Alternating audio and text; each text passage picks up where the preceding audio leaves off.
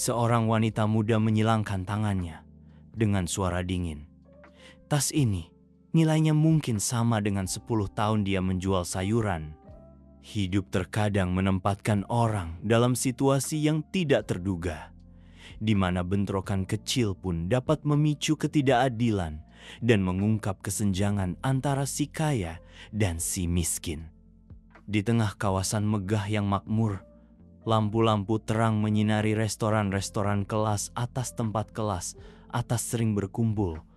Sebuah kejadian tak terduga membuat semua orang terdiam dan merenung.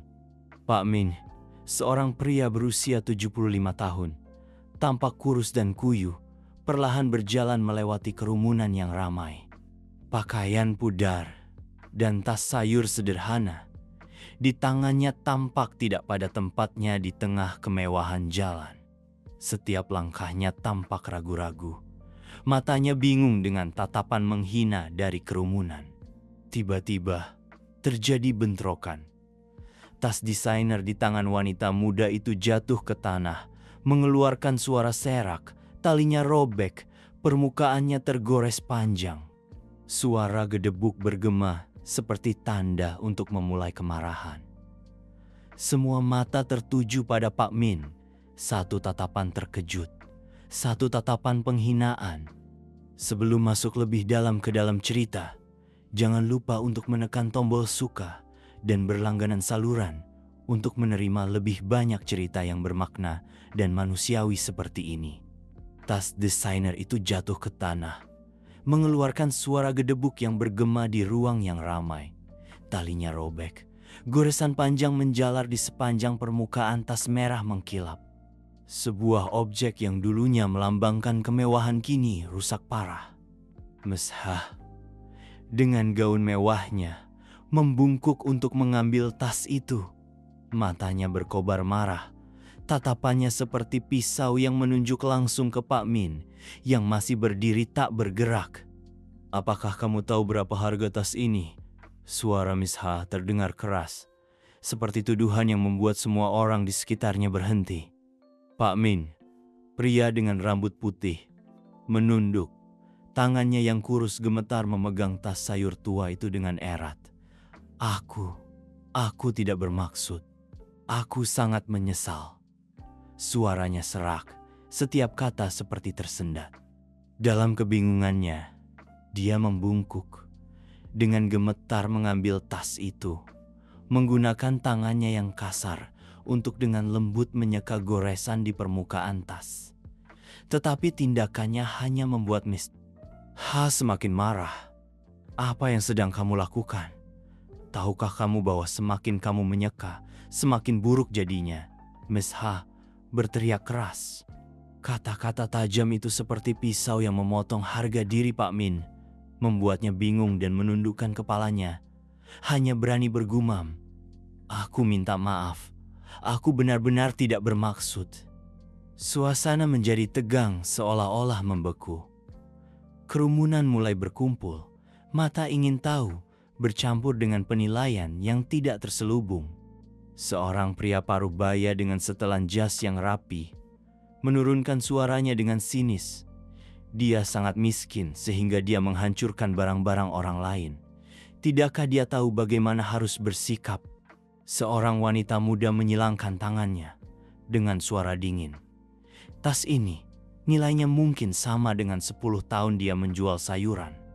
Kata-kata itu seperti jarum tajam menusuk harga diri Pak Min.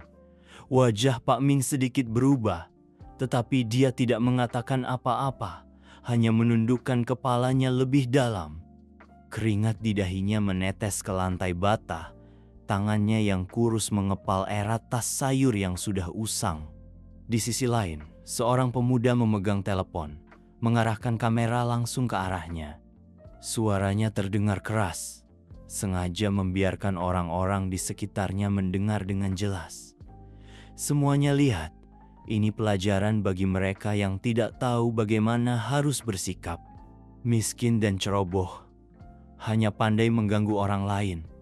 Tawa meledak dari beberapa orang di dekatnya. Tetapi ada juga mata yang malu-malu, menghindar ketika mereka menyadari bahwa situasi ini terlalu tidak adil. Di sudut restoran, seorang karyawan menoleh ke rekannya, berbisik dengan cemas. Semoga kejadian ini tidak direkam dalam video dan disebarkan di internet. Jika tidak, restoran kita juga tidak akan luput dari masalah. Rekannya mengangguk setuju, tetapi tidak ada yang berani maju untuk menyelesaikannya. Pak Min, di tengah lingkaran mata dan sarkasme, mencoba untuk berbicara dengan lemah. Aku sangat menyesal. Aku tidak bermaksud. Suaranya serak, seolah-olah tersangkut di tenggorokannya. Setiap kata yang keluar seolah harus berjuang dengan penghinaannya sendiri. Dia menunduk lebih rendah, mengambil tas sayur tua itu, lalu menatap Miss Ha. Aku bisa mengumpulkan uang untuk memperbaiki tas ini untukmu. Tapi tolong beri aku lebih banyak waktu. Kata-katanya tulus, tetapi juga tidak pada tempatnya di atmosfer yang penuh penilaian. Miss Ha memegang tas itu di tangannya, mengerutkan bibirnya dan tersenyum dingin. Apakah kamu pikir mengumpulkan uang sudah cukup? Apakah kamu tahu bahwa tas ini adalah hadiah dari mitra besar? Kamu tidak akan mampu membelinya seumur hidupmu. Kata-kata Miss Ha tajam. Setiap kalimat seperti pisau yang menyerang harga diri Pak Min. Orang-orang di sekitarnya masih menatapnya dengan kasihan atau jijik. Pak Ming dengan gemetar menundukkan kepalanya sekali lagi. Aku benar-benar tidak bermaksud. Aku minta maaf. Suaranya berangsur-angsur mengecil, terisak-isak, seperti bisikan tak berdaya di tengah kesunyian yang menyesakkan. Ruangan itu masih sunyi, tetapi mata Miss Ha dipenuhi dengan kemarahan dan penghinaan. Dia mengangkat tas itu, melihat lebih dekat pada goresan yang sepertinya membuat kemarahannya semakin meningkat. Kamu merusak tas ini. Kamu harus segera membayar perbaikannya. Suaranya tegas, tidak menerima alasan apapun. Pak Ming dengan gemetar menundukkan kepalanya dan tergagap. Aku tidak punya uang sekarang, tapi tolong beri aku waktu. Aku akan bekerja keras untuk mengumpulkannya. Kata-katanya terputus oleh tawa dingin Miss Ha. Waktu? Apakah kamu pikir kamu punya cukup waktu dalam hidupmu untuk mengkompensasi tas ini? Ini adalah hadiah dari mitra penting. Nilainya tidak dapat diukur hanya dengan uang. Kata-kata itu seperti pukulan keras bagi Pak Min. Bahunya sedikit bergetar, tetapi alih-alih terus meminta maaf, dia mengangkat kepalanya. Matanya sedih tetapi tegas. Kamu benar. Aku tidak punya cukup uang. Dan mungkin aku tidak akan pernah bisa membayarnya seumur hidupku. Tapi tahukah kamu, aku dulu adalah seorang guru. Aku mengajar anak-anak miskin di daerah pedesaan yang terpencil. Mereka adalah anak-anak yang tidak akan memiliki kesempatan untuk duduk di ruang kelas jika bukan karena aku. Miss Ha berhenti. Bibirnya sedikit terbuka tetapi tidak bisa mengatakan apa-apa. Kerumunan di sekitarnya juga terdiam, seolah-olah mereka baru saja mendengar sesuatu yang tidak terduga. Pak Min melanjutkan, suaranya menurun, membawa isak tangis, tetapi hidup tidak seperti yang diharapkan. Istriku meninggal karena sakit, anakku harus putus sekolah untuk bekerja. Keluargaku hancur, aku tidak bisa bangkit kembali. Dari seorang guru, aku menjadi penjual sayur di sudut pasar untuk bertahan hidup. Sebuah suara di kerumunan berkata dengan lembut, dia dulu adalah seorang guru. Dia tidak terlihat seperti yang aku bayangkan. Keheranan terlihat jelas di wajah orang-orang yang berdiri di sana, termasuk Miss Ha. Kadang-kadang, lanjut Pak Min, orang hanya melihat seorang lelaki tua miskin tersesat di dunia ini. Tetapi tidak ada yang bertanya mengapa aku menjadi seperti ini. Kata-katanya, meskipun lambat, tetapi setiap kata seolah menembus pikiran orang-orang yang hadir. Ruangan itu tampak tenang setelah cerita Pak Min. Beberapa orang di kerumunan menundukkan kepala, tidak lagi menunjukkan penghinaan.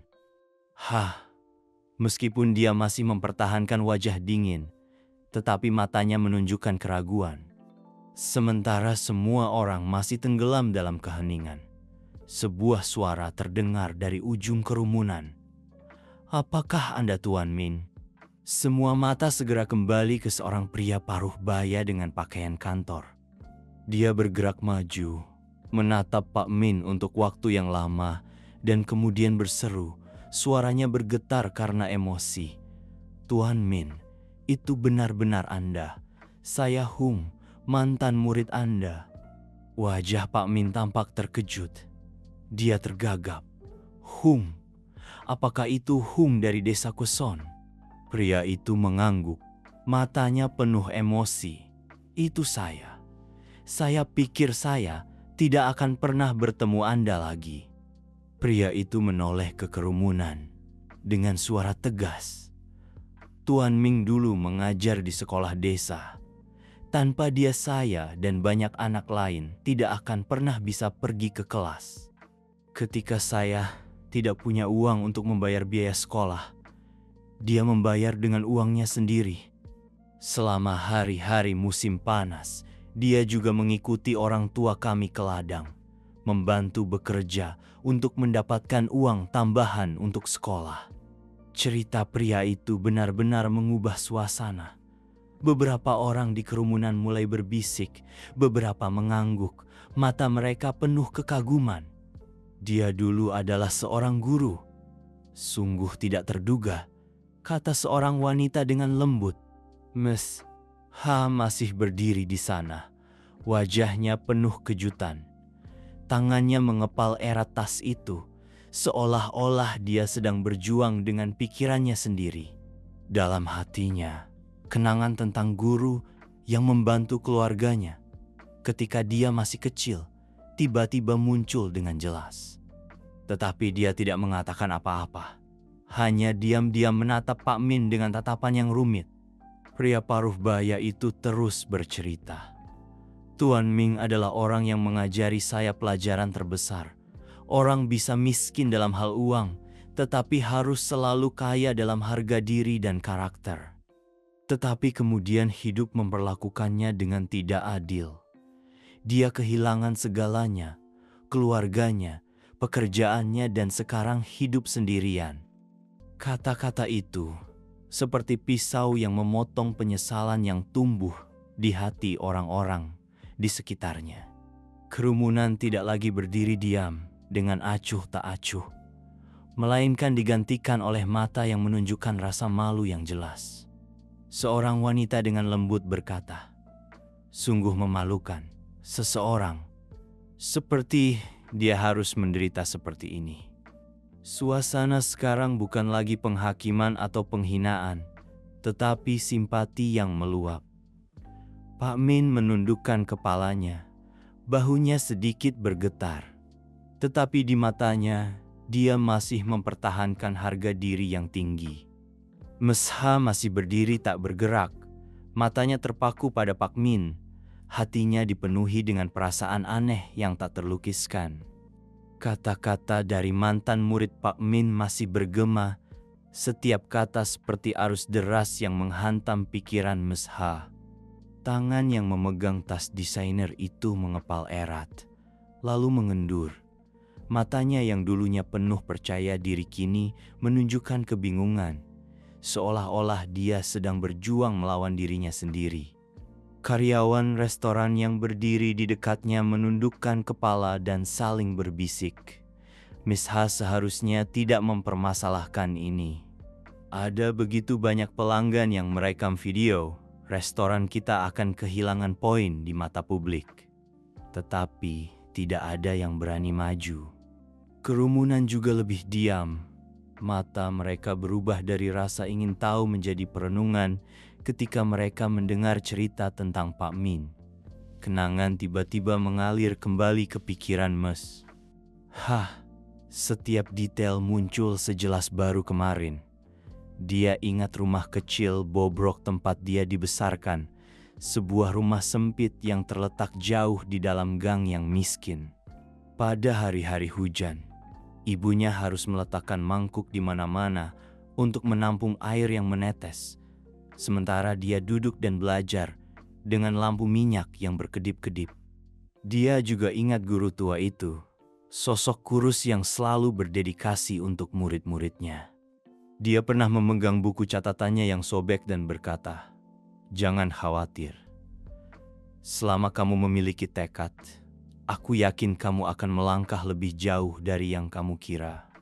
Kata-kata itu di masa lalu telah menjadi cahaya penuntun baginya untuk mengatasi masa-masa tersulit dalam hidupnya.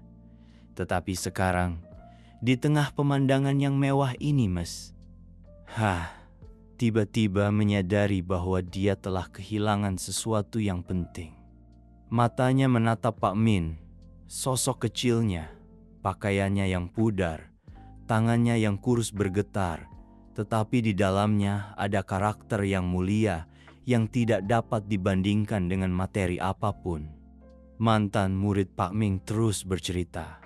Dari hari-hari tersulit, Tuan Ming tidak hanya mengajari kami kata-kata, tetapi juga mengajari kami kebaikan. Dia sering berkata, miskin dalam hal uang tidak menakutkan. Yang paling menakutkan adalah miskin dalam karakter. Saya tidak pernah melupakan itu. Cerita itu membuat orang-orang di sekitarnya mengangguk pelan. Suasana menjadi begitu sunyi, sehingga orang bisa mendengar setiap napas dengan jelas. Mesha menarik napas dalam-dalam. Tangan yang memegang tas desainernya tiba-tiba bergetar. Dia melihat kembali tas itu. Sesuatu yang dulu dia banggakan, tetapi sekarang tampak begitu kecil, bahkan tidak penting. Dia ingat hari-hari pertama, ketika dia memasuki bisnis. Dia pernah berpikir bahwa kekayaan akan menjadi tujuan terbesar dalam hidupnya. Tetapi sekarang, di tengah pemandangan ini, dia menyadari bahwa semua yang telah dia capai tidak dapat dibandingkan dengan kebaikan yang telah ditunjukkan Pak Ming.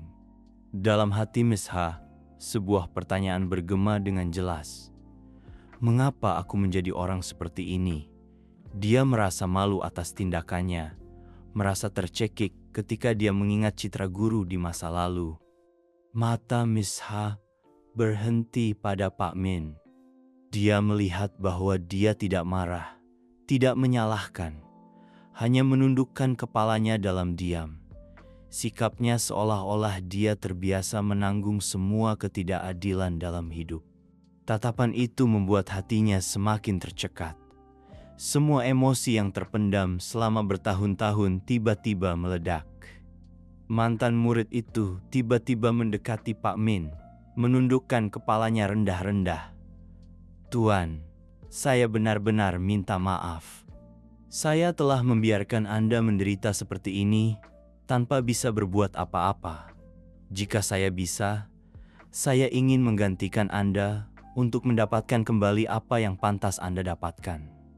Kata-kata itu, meskipun tidak ditujukan untuk Mesha, tetapi membuatnya semakin malu. Mesha menarik napas panjang, matanya berkaca-kaca. Dia berbalik untuk melihat karyawan restoran yang berdiri di dekatnya. Matanya sekarang tidak lagi memiliki tatapan dingin yang biasa, tetapi kebingungan yang jelas. Apa yang telah aku lakukan? Mengapa aku bertindak seperti ini? Dia bertanya pada dirinya sendiri, suara batinnya bergema seperti omlan. Dia perlahan berjalan ke arah Pak Min, berhenti di depannya. Dia membungkuk sedikit, suaranya tercekat. "Tuan Min, Tuan Guru Min." "Saya." Kata-kata itu, meskipun singkat, tetapi mengandung kebangkitan yang mendalam di dalam jiwanya. Suasana di restoran seolah membeku, tidak ada lagi bisikan, tidak ada lagi tatapan menyelidik. Mesha masih berdiri tak bergerak, bibirnya sedikit bergetar. Cerita dari mantan murid dan tatapan kerumunan sekarang seperti cermin yang memantulkan dirinya sendiri. Tangan yang memegang tas desainer itu telah mengendur, tetapi kakinya masih tidak bisa bergerak, seolah-olah diikat oleh rasa malu dan penyesalan. Pak Min, pria kecil dengan pakaian usangnya, tetap diam. Tapi dia tidak lagi menundukkan kepalanya. Dia mengangkat wajahnya, matanya lembut tetapi penuh harga diri. Dia menatap Mesha. Tatapan itu tidak memiliki kemarahan, tidak menyalahkan, tetapi hanya seperti pengingat yang lemah. Mesha, dia memulai, suaranya serak tetapi tetap tenang. Saya tidak menyalahkan Anda atas apa yang baru saja Anda katakan dan lakukan.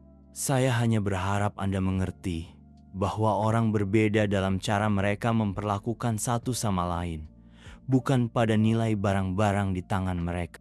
Kalimat itu seperti anak panah yang ditujukan langsung ke hati Mesha.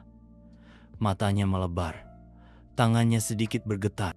Sesaat semua emosi seolah mengalir keluar, tetapi dia masih mencoba untuk tetap tenang di luar. Kerumunan di sekitarnya terdiam, mata mereka semua tertuju pada Pak Min. Tidak ada yang menambahkan sepatah kata pun. Tidak ada yang berani tertawa. Hanya ada keheningan yang berkepanjangan di angkasa. Pak Ming melanjutkan. Suaranya tidak keras tetapi jelas. Setiap kata, setiap huruf seolah meresap ke dalam hati orang-orang. Tahukah Anda, saya dulu bangga pada diri saya sendiri. Bukan karena saya kaya, tetapi karena saya dapat membantu orang-orang di sekitar saya. Tetapi kemudian, hidup membuat saya kehilangan segalanya. Keluarga, pekerjaan, dan bahkan kepercayaan pada diri saya sendiri. Namun, yang paling menyakitkan saya bukanlah kehilangan hal-hal itu, tetapi penghinaan yang saya terima dari masyarakat, hanya karena saya miskin. Seseorang di kerumunan berbicara dengan lembut. Suaranya pelan tetapi bergema di angkasa. Dia benar. Kita benar-benar terlalu kejam padanya. Kata-kata itu seperti api yang menyambar setiap orang, membuat tatapan menghina sebelumnya perlahan berubah menjadi malu, bahkan malu. Mesha mundur selangkah, matanya terpaku pada Pak Min. Air mata yang tak tertahankan mengalir di pipinya. Dalam hatinya bergema pertanyaan-pertanyaan. Mengapa aku menjadi orang seperti ini? Mengapa kekayaan membuatku melupakan hal-hal yang paling penting? Dia ingat citra guru di masa lalu yang telah memberitahunya, uang hanyalah alat, bukan tujuan. Hal paling berharga yang harus kamu simpan dalam hidup adalah kebaikan.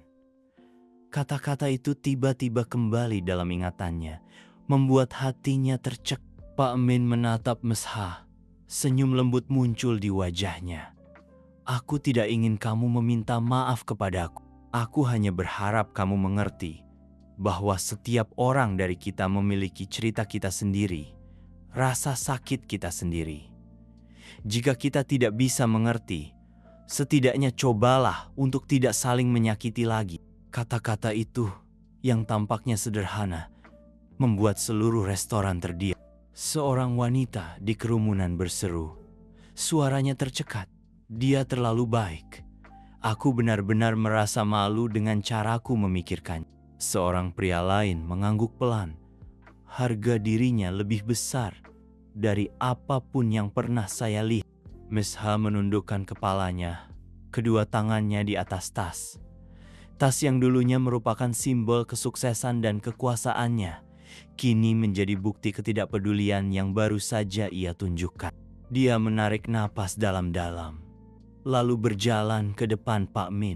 Tuan Ming, bukan Tuan Guru Ming. Dia berhenti, suaranya tercekat oleh emosi. Saya salah. Saya benar-benar minta maaf. Mohon maafkan saya. Pak Ming menggelengkan kepalanya sedikit. Kamu tidak perlu meminta maaf kepadaku, jawabnya. Suaranya tetap tenang. Saya hanya berharap mulai hari ini Anda akan memperlakukan orang-orang di sekitar Anda dengan lebih baik. Kita tidak perlu kaya akan uang, hanya perlu kaya akan kebaikan. Itu sudah cukup. Mesha tidak bisa menahan diri lagi. Air mata mengalir. Dia terisak. Tuan Guru Ming, saya tidak tahu bagaimana memperbaiki kesalahan ini. Tolong terima bantuan dari saya. Saya ingin memberikan kompensasi kepada Anda. Tetapi Pak Ming menggelengkan kepalanya. Matanya bersinar dengan tekad. Aku tidak butuh banyak. Hanya perlu kamu memperbaiki tasmu. Itu sudah cukup. Aku tidak ingin menerima apapun selain perubahan dari dirimu sendiri. Kerumunan memandang Pak Min, lalu beralih menatap Mesha. Tepuk tangan tiba-tiba terdengar. Tetapi kali ini, itu bukan tepuk tangan yang mengejek, tetapi rasa hormat untuk pria kecil, namun tabah di depan mereka. Suasana restoran kembali tenang, tetapi tidak ada lagi ketegangan atau penghakiman. Tatapan menghina di awal sekarang dipenuhi dengan kekaguman dan simpati. Pak Min menundukkan kepalanya. Sosoknya sederhana tetapi masih memancarkan ketabahan yang tidak biasa. Mesha melihat tas di tangannya, lalu menatap Pak Min. Hatinya dipenuhi dengan beban atas apa yang baru saja terjadi. Dia mendekati Pak Ming, membungkuk dalam-dalam seolah untuk mengungkapkan rasa terima kasih dan penyesalan. Tetapi Pak Ming hanya tersenyum sedikit, matanya lembut. Segala sesuatu di dunia ini dapat diperbaiki, bahkan kesalahan. Yang penting adalah bagaimana kita memilih untuk hidup setelah pelajaran itu. Kata-kata itu seperti bel yang bergema di hati semua orang. Seorang wanita yang berdiri di dekatnya dengan lembut berbicara. Dia benar-benar terhormat. Hidup ini membutuhkan lebih banyak orang seperti dia. Bisikan persetujuan terdengar di mana-mana. Tidak ada yang berani lagi untuk tidak menghormati Pak Min. Mesha berbalik untuk melihat kerumunan, lalu menatap Pak Min. Suaranya tercekat. Saya akan berubah, Tuan Guru Ming.